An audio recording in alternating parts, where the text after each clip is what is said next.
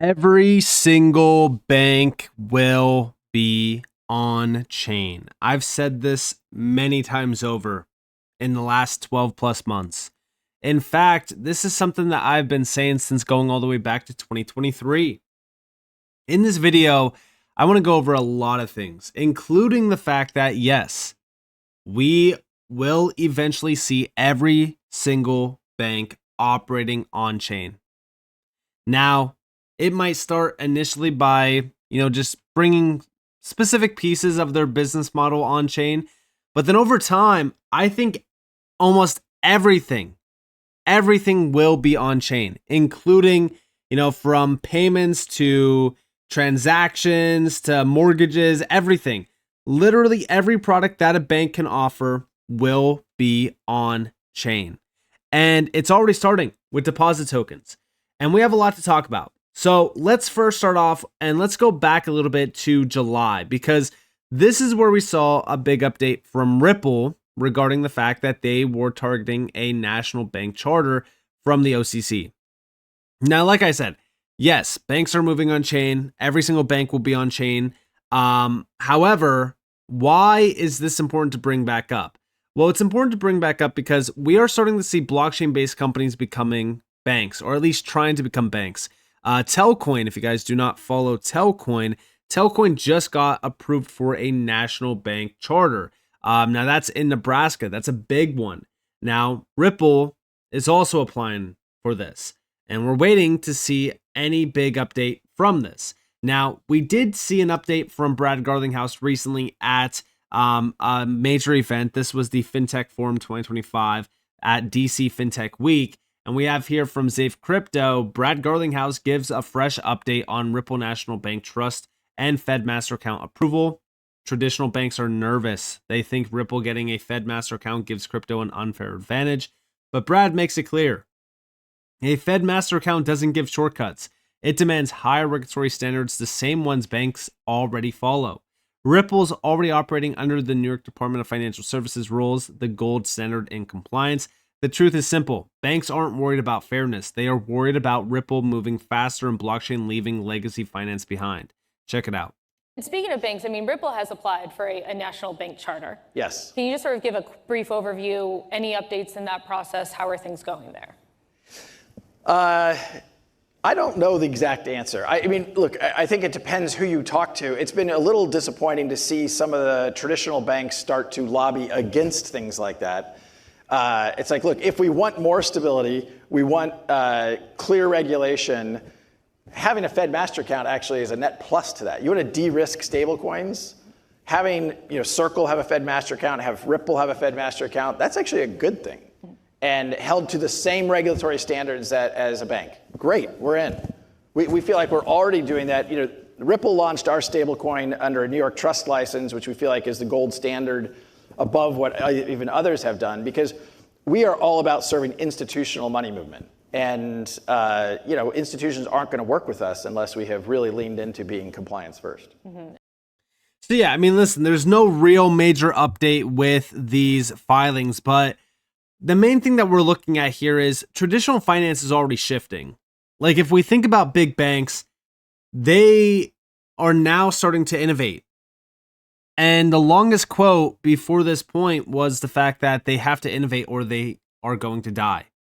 We are now at the point where traditional financial players have come to the realization that they lost.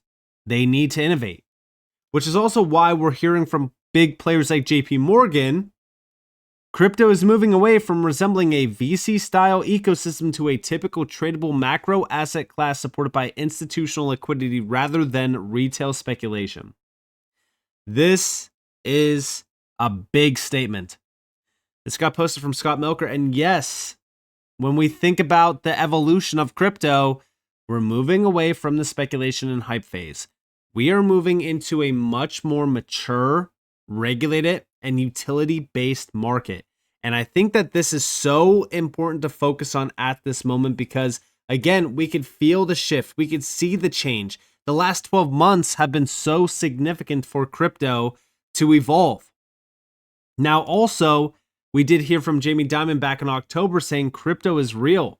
Maintaining stablecoin smart contracts and blockchain will be used by JP Morgan to facilitate better transactions. You guys probably remember this video clip. I'm going to play it once again. Skeptical of crypto at one point. You're still skeptical. I've gotten away with no damage so far. Crypto is real. If you mean blockchain, stable coins, you have a JP Morgan deposit coin, you can move stuff, smart contracts are real, all that stuff is real. It will be used by all of us to facilitate, better transactions and customer service. If anybody was skeptical of crypto at one point, and it's crazy to hear this from, JP Morgan's CEO, because again, for the longest time that if we go back in time, they have always been very negative on crypto. They've always been telling us like, oh, crypto's a scam, crypto's this, crypto's that. Now they have shifted their tune. And also, by the way, we have over here, JP Morgan goes even deeper into blockchain. Scott posted from Cryptos or Us. We have JP Morgan is taking crypto adoption to the next level. The bank rolled out JPM coin on Coinbase's base network. Unlike stablecoins, deposit tokens are digital claims on existing bank funds and can be interest-bearing, giving institutional investors a new way to access blockchain finance. JP Morgan goes all in on blockchain and crypto. JP Morgan reported holding over almost 3 million shares of Bitcoin's ETF IBIT worth $343 million, a 64% increase from the previous disclosure. Now, if we think about deposit tokens, what did I say back in 2023? Well, let's go back to August 24th, 2023. How do I envision what's coming? Every single major nation will have their own currency. CBDCs will be this currency. Every single bank will tokenize their reserve. They might even have their own token, i.e., JPM coin. The world is going to be dominated by digital monies. Anything and everything of value will eventually be tokenized in time. The biggest thing about the global financial system is that we are moving towards a world that is not dominated by a currency controlled by one entity. Decentralization on a global scale is 100% needed. The US dollar has been a great example of why we should not have a reserve currency. The interesting thing about CBDCs is that they will eliminate the need for a reserve currency, but would 100% demand a decentralized bridge currency. The same goes for even stablecoins as well, even deposit tokens. They all require a decentralized bridge currency. This could be XRP, it could be XLM. The main focus here that we have seen from documents out in the world, from the World Bank, from the IMF, etc., they all mention either XRP or XLM or even both of them. The biggest thing to focus on here, though, is utility. And the biggest thing to also focus on is the projects that are listed in these documents that are always being brought up. XRP is one of them. But again, every single bank will tokenize their reserves. I strongly believe that. Like, for example, Citi, Bank of America, JPM, right? JP Morgan's already doing it. And by the way, if we think about JP Morgan, All in Crypto posted this great quote from Brad Garlinghouse. I'm pretty sure this is a little bit of an older post, but we have on JP Morgan coin and why it won't be able to solve certain issues in global payments. I don't understand what problem that solves. Check it out. JP Morgan coin made headlines in the fintech space a number of weeks ago.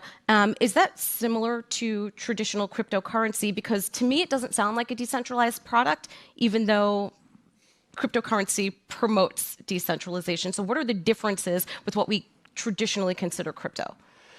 Well, let me start by saying I think it's great for the blockchain and crypto industry to have players like JPM leaning in. Thumbs up. Yep. That's great. That's the only nice thing I'm going to say about this. Okay, so I got asked this last week. I was speaking at a Morgan Stanley conference, and somebody asked me, there was this headline, set of headlines about, about the JPM coin. Right. And this guy was from Morgan Stanley who was interviewing me. I said, so is Morgan Stanley going to use the JPM coin? And he's like, well, probably not. And so, well, is Citi going to use the JPM coin? Is B of A going to use the JPM coin? Is PNC? And the answer is no. And so does that mean we're all going to have these different coins? And does that mean like we're back to where we are, where there's lack of interoperability? So like, well, I don't get it. One more quick thing on the JPM coin. So let's think about this. The JPM coin, they announced for institutional customers, if you give them $1 in deposits, they'll give you a JPM coin that you then can move within the JPM ledger. Wait a minute, just use the dollar. Right. Well, I really don't understand. Like, if you're just moving it within the JPM ledger, and it has to be dollar to dollar, a one-to-one backing, it honestly doesn't actually, I don't understand what problem that solves. Now, back to my first answer, look, if it solves the problem of JPM being associated as they're leaning into crypto, yay. Mm-hmm. That's all I got. Right. and understood. And I think that's confusion. Not only look, if this doesn't work out, you could be a comedian. So that's always a good thing if blockchain doesn't work out. But I think that's really what the issue is, even for the broader audience that does understand the technicalities like we do. It still doesn't solve that problem of scalability. And yeah, listen, the main thing that we're looking at with any of these deposit tokens is that they're all walled gardens. It doesn't matter if they're launching a stablecoin or not. They're all walled gardens. They need that interoperability. They need that bridge asset. Even Citi, right? We know that Citi has been talking about tokenization. They've been addressing tokenization. Back on November 7th, they expanded the Citi token services. This was a huge one. Euro integration advances 24/7 multi-currency liquidity and payment solutions globally. Again, this is great to see. But again, Citi Network, it's a walled garden from all of the other institutional players. On top of that, we also know why bank tokens could boom. This is another article that Citi put out on November 19th. We know every single bank deposit will be tokenized. Every bank deposit, from Citi all the way to, Wells Fargo and all of these big banks, every bank will have their own deposit token, but it's not solving anything. It's solving internal processes. But the external side of it is, you're not going to move Citi token into, a JP Morgan account. You're not going to move a JPM coin into a Citi-based account. This is where we see a big issue happening. And this kind of goes back to that diagram image of XRP bridging all of the currencies in the world, right? Obviously, is this still in play today? I mean, it still is. I mean, XRP can bridge any fiat currency. It can bridge any currency or anything of value. And the same goes for deposit tokens. This is why when I made that post back in 2023, I was envisioning a future where, we are going to have all of these things tokenized. If it wasn't going to be banks tokenizing deposit tokens, it was going to be banks launching stablecoins. And if it wasn't that, they were all obviously going to move on chain at some point in time and tokenize things. Like, everything is being tokenized, from stocks to real estate to you name it. All of these things, they're all completely different assets. How are we going to transact these assets? How are we going to move them from, different fiat currencies, and how are we going to transact all this? We still need a neutral bridge currency that can enable atomic settlement between two things of value. XRP has always been that asset.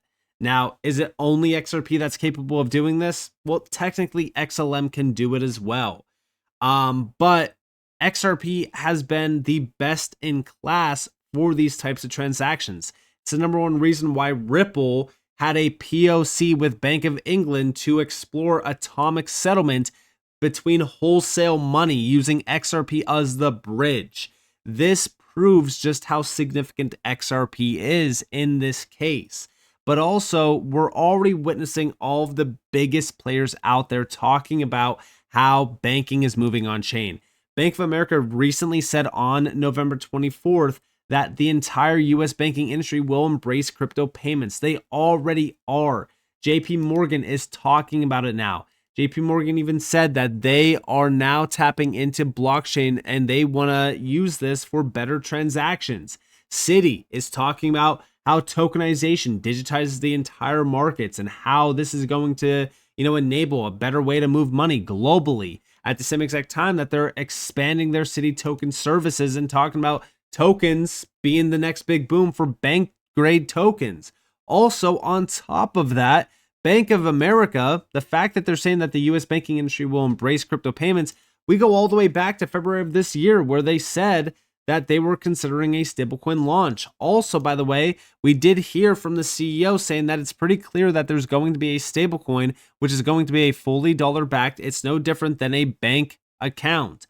And also, what's crazy about Bank of America saying this is that they told us that they are willing to embrace crypto-based payments if regulators allow it. At the end of the day, every single bank is here. They want to tap in. They are ready.